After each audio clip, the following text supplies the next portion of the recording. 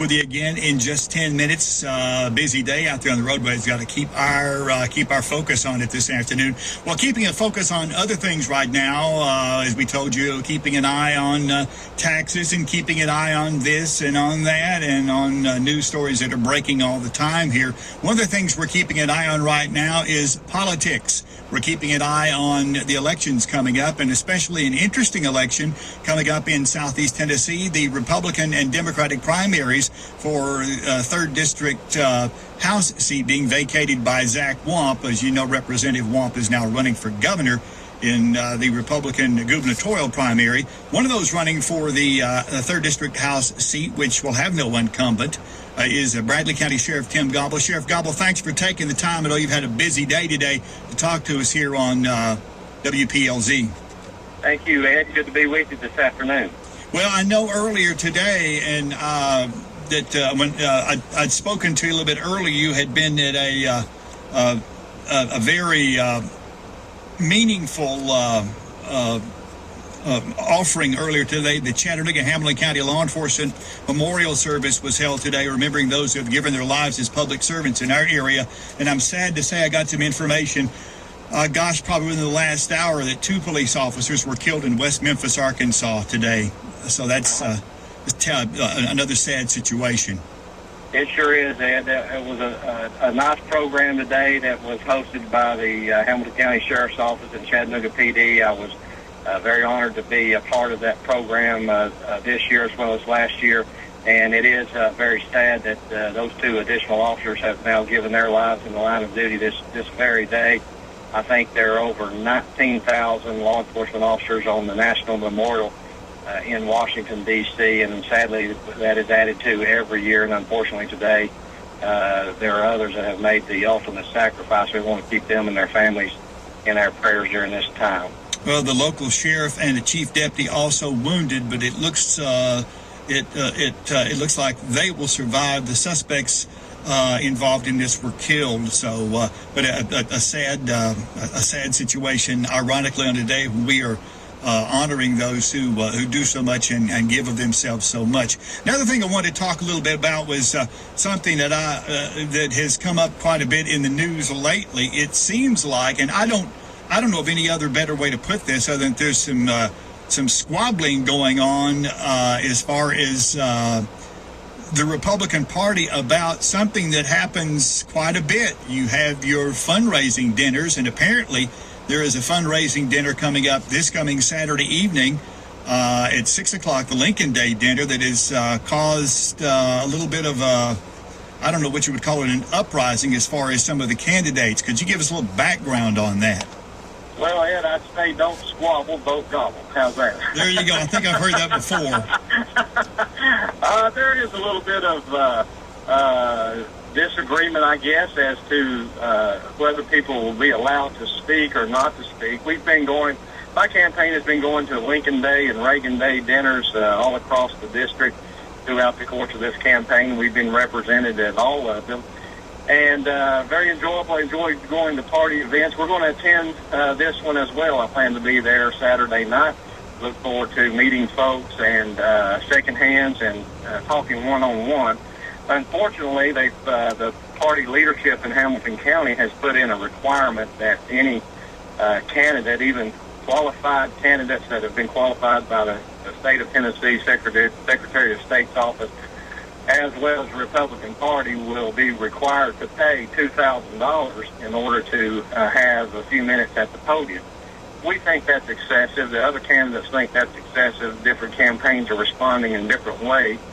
But I think it's important that we not, especially in this climate today, that we not give the impression as a party that if you don't have money or don't pay the money, you don't matter. I think it's important that we send the message of inclusion and not exclusion, and I would urge the party to reconsider that decision.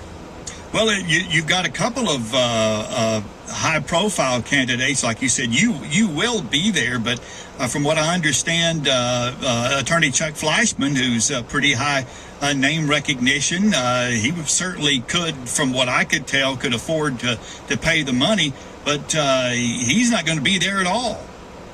Well, I think Chuck's made a decision based on principle and what he thinks is good for, his position and what he's stated in his campaign, and I respect him for that. Chuck is a good individual and a good person, and we're personal friends. And, we are planning to go. Again, I think it's, we do support the Republican Party. I am a Republican. And I just think, unfortunately, there's been a group of people that have made a bad decision here, and it's going to take away from those in attendance and then maybe those who might read newspaper accounts the chance to learn more about the cross-section of candidates that are viable in this race. I think I certainly am one of those, and I have a great record to run on, a great level of experience, and I think I stand out among the candidates in this race in that regard, and I hate that we're not going to get the opportunity to do that without paying $2,000. We feel like $2,000 can be used better elsewhere. Well, from what I can tell, and this information is a couple of hours old, you will be there. You'll be there glad-handing and talking with people there. But as far as paying for the tables, it looks like Robin Smith and Mr. Art Rhodes are going to be the ones who are the only ones who have actually, from what I can tell, actually paid for the tables so far. So out of all the candidates, I can only find two.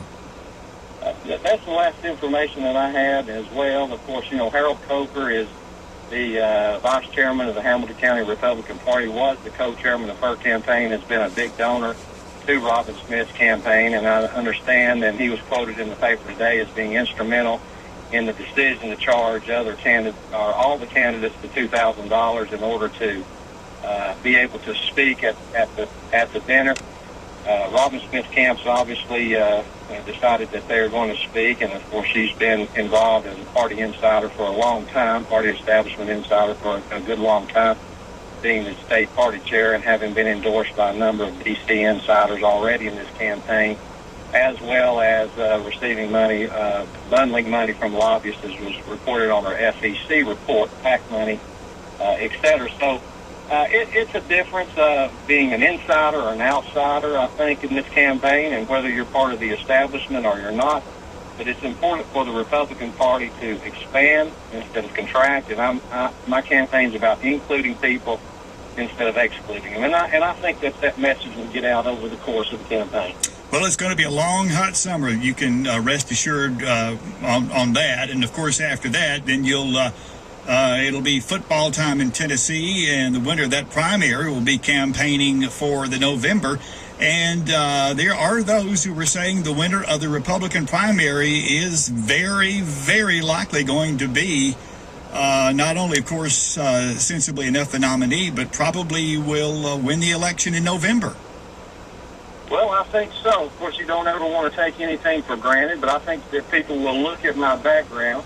Instead of talking about supporting jobs and job creation, I have done that when I served on the Cleveland City Council, working as part of a team to bring hundreds of jobs to our area and 43 different businesses and several developments there. And I think that's a good record to run on, having served as sheriff and worked very hard to balance our budget and always having a balanced budget and accomplishing a great deal of things, the crime reduction, making government work for others without a tax increase.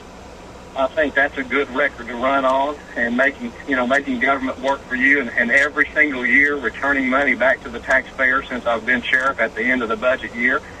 And also my background as a Secret Service agent and knowing the terror threat that this nation faces, national security matters, as well as public safety matters, issues of illegal immigration and how important it is for us to secure our borders, and also to support those Second Amendment gun rights as well. I have the record to run on. Action over talk, and I think that's the difference in this race with the other candidates. Well, it's going to be interesting. Bradley County Sheriff Tim Gobble, thank you for taking the time to talk to us this afternoon. We said it has been a mixed day, of course, celebrating the lives of those who served and gave their lives in Hamilton County, and then finding out two officers in West Tennessee, in the West Memphis, Arkansas area, losing their lives. Our thoughts and prayers certainly with their families, with all the law enforcement officers, men and women that serve us all over the area. Once again, Sheriff Gobble, thank you for your time. We will be talking with you again quite soon, I'm sure. Thank you, Ed. Good to be with you this Thank you. afternoon. Thanks, sir. 525 WPLZ.